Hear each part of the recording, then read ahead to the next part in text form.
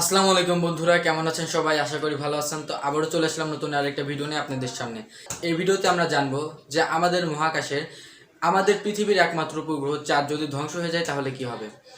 বন্ধুরা, আমরা এর আগে জেনেছি যে আমাদের সূর্য যদি ধ্বংস হয়ে যায় তাহলে আমাদের পৃথিবীর কী হবে। আপনারা যদি না দেখে থাকেন সেই ভিডিওটা, এই ভিডিওর ডেসক্রিপশন বক্সে সেই ভিডিওর লিঙ্কটা আমি দিয়ে দেবো, আপনারা সেখান থেকে দেখে নেবেন। তো আজকে আমরা জানবো আমাদের পৃথিবীর একমাত্র উপগ্রহ চাঁদ যদি ধ্বংস হয়ে যায় তাহলে আমাদের পৃথিবী কি আজও বেঁচে থাকবে নাকি আস্তে আস্তে ধ্বংসের দিকে এগিয়ে যাবে। বন্ধুরা, তো চলুন ভিডিওটা শুরু করা যাক।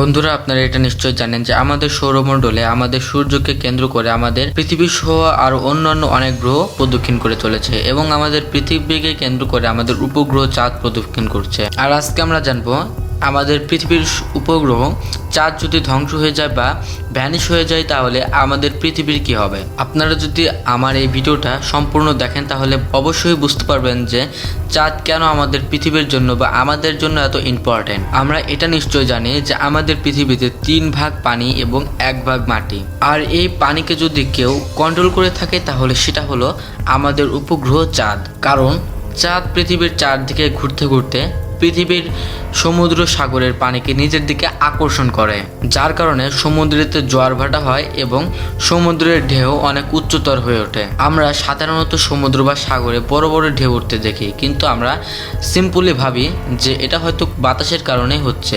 এই ঢেউগুলোকে উচ্চতর করার জন্য বাতাসের যোগদান খুবই কম।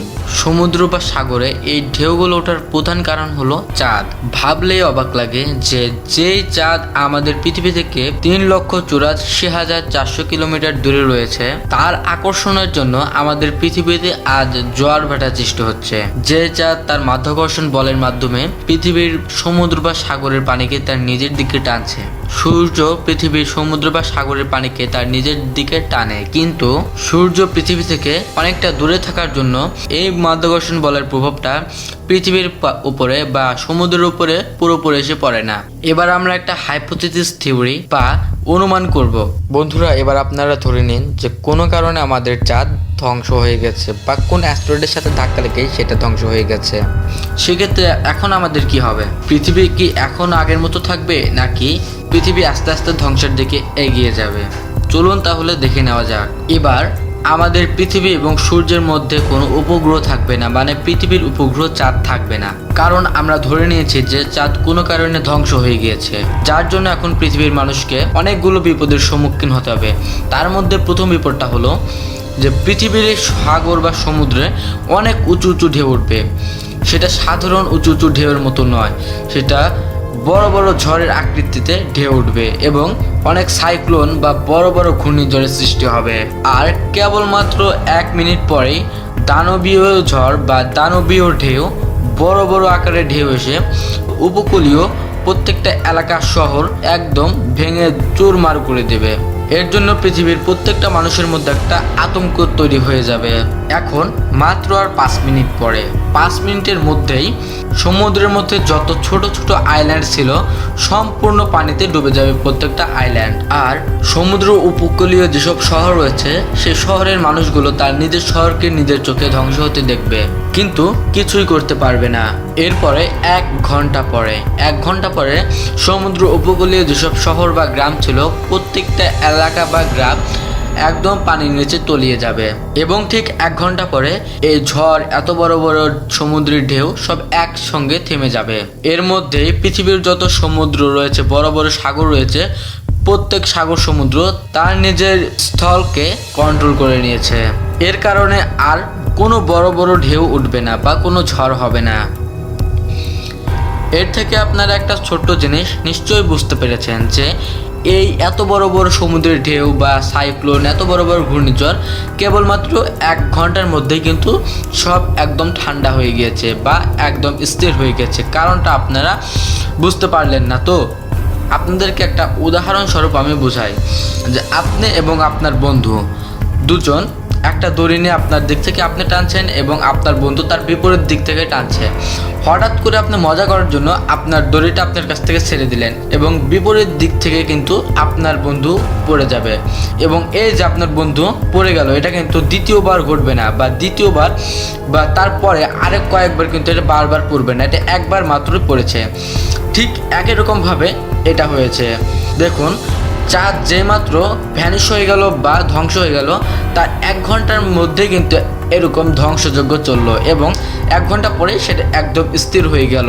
তারপর কিন্তু আর এরকম বড় বড় ঢেউটার কোনো সম্ভাবনা থাকবে না। আশা করি বুঝতে পেরেছেন কেন 1 ঘন্টায় শুধু এই ঝড়টা বা এত বড় বড় ঢেউ বা এত ধ্বংসযজ্ঞ চললো। এখন মানুষ আরও হতাশ হয়ে গিয়েছে, কারণ রাতের আকাশে আগে মানুষ চাঁদ দেখতে পেত, কিন্তু এখন আকাশে কোনো চাঁদই নেই। আর আপনারা হয়তো এটা নিশ্চয়ই জানেন যে পৃথিবী একদম সোজাভাবে ঘুরছে না, এটা 66.5 ডিগ্রি অ্যাঙ্গেলে সব সময় ঘুরছে এবং সেই ঘুরন্ত সময়ের মাধ্যমে সূর্যকে প্রদক্ষিণ করছে। কিন্তু আপনারা কি জানেন কেন এই পৃথিবী সোজাভাবে না ঘুরে 66.5 ডিগ্রি অ্যাঙ্গেলে সবসময় ঘুরছে? এটা একমাত্র চাঁদের জন্যই হচ্ছে, কারণ চাঁদের মাধ্যাকর্ষণ শক্তির মাধ্যমে পৃথিবীকে 66.5 ডিগ্রি অ্যাঙ্গেলে সবসময় ঘোরাতো। কিন্তু এখন যদি সেই স্থানে চাঁদ না থাকে, তাহলে কিন্তু পৃথিবীর ঘূর্ণায়নের কন্ট্রোলটা হারিয়ে ফেলবে এবং পৃথিবীর এই কন্ট্রোল হারানোর কারণে পৃথিবী বারবার কয়েক ঘন্টা পর পর নিজের মতো করে কাঁপতে থাকবে এবং পৃথিবীর ঘূর্ণায়ন স্পিড আগের থেকে আরও কয়েক গুণ বেড়ে যাবে।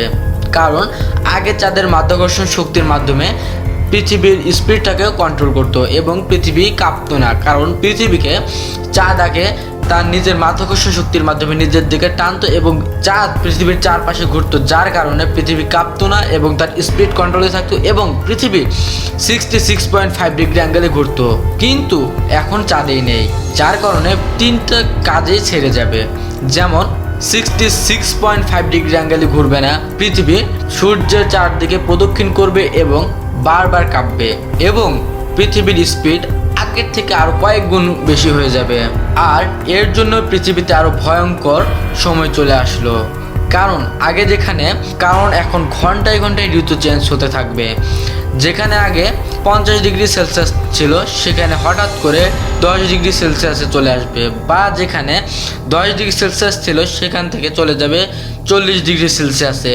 এরকম করে যেখানে মরুভূমি ছিল সেখানে তুষারপাত ঘটবে, যেখানে অতি গরমের জন্য মানুষ একদম অস্থির হয়ে যেত সেখানে এখন বরফ পড়া শুরু হয়ে যাবে এবং এই ঋতুটা ঘন্টায় ঘন্টায় চেঞ্জ হতে থাকবে, যার জন্য মানুষ একদম বিরক্ত হয়ে যাবে। বা আমাদের পাশের দেশ ভারত, সেখানে বরফ পড়তে পারে এবং আমাদের বাংলাদেশেও বরফ পড়তে পারে এবং এটাও হতে পারে যে আমাদের বাংলাদেশ ভারত এত গরম পড়বে যা আমাদের কল্পনায়ও আসতে পারে না, বা এরকমও হতে পারে আমাদের এই ঋতু বা আমাদের বাংলাদেশের এই 6 ঋতু আর থাকবে না। এটা বিভিন্নবার ঘন্টায় ঘন্টায় প্রত্যেকবার চেঞ্জ হতে থাকবে। আর এই পৃথিবী কাঁপার কারণে পৃথিবীর প্রত্যেকটা জায়গায় কয়েক ঘন্টা পর পর ভূমিকম্প হচ্ছে, আর এই ভূমিকম্পের মাধ্যমে ঋতুটা চেঞ্জ হয়ে যাচ্ছে, কারণ পৃথিবীর চেয়ে বারবার কাঁপার কারণে তার কন্ট্রোল বিভিন্ন দিক চলে যাচ্ছে এবং সে কারণে একবার এক এক দিক ঋতু পরিবর্তন হয়ে যাচ্ছে। যেখানে ছিল রাতে 0 ডিগ্রি সেলসিয়াস, সেখানে সকালে হয়ে যাবে 30 ডিগ্রি সেলসিয়াস, বা যেখানে দিনে ছিল 40 ডিগ্রি সেলসিয়াস, সেটা রাতে হয়ে যাবে -10 ডিগ্রি সেলসিয়াস। এদিকে কোনো দেশের চাষিরা বা কৃষকেরাই আর চাষ করতে পারছে না, কারণ পৃথিবীর তাপমাত্রা বা আবহাওয়া এত তাড়াতাড়ি চেঞ্জ হয়ে যাচ্ছে, যার কারণে পৃথিবীতে চাষ করা আর কোনোভাবে সম্ভব নয়। সম্পূর্ণ পৃথিবী জুড়ে মাত্র 5 দিনের মধ্যে খাদ্যের সংকট দেখা গিয়েছে। এখন মানুষ বুঝে গিয়েছে যে তাদের খাদ্যের জন্য সব সায়েন্টিস্টদের উপর নির্ভর করতে হবে, কারণ এখন পৃথিবীর আর কোনো মাঠে বা কোনো জমিতেই ফসল ফলানো বা চাষ করা সম্ভব নয়। সায়েন্টিস্টরা তার ল্যাবের মধ্যে গ্রিন হাউস তৈরি করে রাত দিন এক করে সেখানে চাষ করার চেষ্টা চালিয়ে যাচ্ছে, কিন্তু খাদ্যের জন্য সায়েন্টিস্টদের উপর নির্ভর করলে খাদ্যের দামও কয়েক গুণ বেড়ে যাবে। এই বিপদ থেকে বাঁচার জন্য মানুষ বিভিন্ন জায়গায় মাটির নিচে আন্ডারগ্রাউন্ড তৈরি করা শুরু করেছে। বন্ধুরা, এগুলো তো কিছু ছিল না, কিন্তু এখন যা ঘটলো সেটা দেখে তো পুরো পৃথিবীর মানুষের জীবন বদলে গেল। কারণ আমরা জানি যে আমাদের একদিন 24 ঘন্টায় শেষ হয়, কিন্তু যখন চাঁদ থাকবে না তখন আমাদের দিন 6 ঘন্টার মধ্যে শেষ হয়ে যাবে। কারণ এর আগে আমরা জেনেছি চাঁদ না থাকার কারণে আমাদের পৃথিবীর স্পিড কয়েক গুণ বেড়ে গিয়েছে, যার কারণে আমাদের দিনটাও খুব তাড়াতাড়ি শেষ হয়ে যাচ্ছে। আমাদের দিন এবার 6 ঘন্টার মধ্যে শেষ হয়ে যাচ্ছে এবং এই সব ঘটনা মিলিয়ে মানুষ একদম হতাশ হয়ে গিয়েছে যে এগুলো কি হচ্ছে। আর এদিক দিয়ে ঘড়ির বা সময়ের কোনো মূল্য নেই, কারণ আগে ছিল 24 ঘন্টার জন্য আমাদের একটা টাইম ফিক্সড করা ছিল যে 12 ঘন্টা রাত থাকবে, 12 ঘন্টা দিন থাকবে, সেই সময়ের সাথে মিল করে আমাদের একটা ঘড়ির টাইম দেওয়া হতো। কিন্তু এখন তো আমাদের 6 ঘন্টার মধ্যে একদিন শেষ হয়ে যাচ্ছে, তাহলে এখন কিভাবে ঘড়ির টাইমটা ম্যাচ করবে? এবং আমাদের ডেটটাও কিন্তু চেঞ্জ হয়ে গিয়েছে। বিজ্ঞানীরা এই সব কিছু ম্যাচ করার জন্য চেষ্টা চালিয়ে যাচ্ছে। বন্ধুরা, তাহলে আমাদের এই কাল্পনিক ঘটনা থেকে এবার বাস্তবে আসা যাক। আপনারা নিশ্চয়ই বুঝতে পারছেন আমাদের পৃথিবীটা এখনও কতটা সুন্দর, কিন্তু চাঁদ যদি না থাকে তাহলে আমাদের কী পরিস্থিতি হবে আপনারা নিশ্চয়ই বুঝতে পেরেছেন। এবং সূর্য যদি না থাকে তাহলে কি হবে সেই বিষয় নিয়ে আমার চ্যানেলে একটা ভিডিও রয়েছে, আপনারা চাইলে দেখে নিতে পারেন। এই ভিডিওর ডেসক্রিপশন বক্সে সেই ভিডিওর লিঙ্কটা আমি দিয়ে দেব। বন্ধুরা, তাহলে এর মাধ্যমে আপনারা নিশ্চয়ই বুঝতে পেরেছেন চাঁদ আমাদের কাছে কতটা ইম্পর্টেন্ট। যেভাবে আমাদের কাছে চাঁদ ইম্পর্টেন্ট, সেভাবে আমাদের কাছে সূর্যও ইম্পর্টেন্ট। বন্ধুরা, আজকে পর্যন্তই। ভিডিওটা যদি আপনাদের ভালো লেগে থাকে একটা লাইক করবেন, কমেন্ট করে মতামত জানাবেন, এবং এরকম যদি আরো ইন্টারেস্টিং, আনকমন এবং রহস্যময় ভিডিও আরো পেতে চান তাহলে চ্যানেলটা নিচ থেকে সাবস্ক্রাইব করে চ্যানেলের পাশে থাকবেন। এবং যারা করেছেন তাদেরকে অসংখ্য ধন্যবাদ। বন্ধুরা, সবাই সুস্থ থাকবেন, ভালো থাকবেন। আল্লাহ হাফেজ।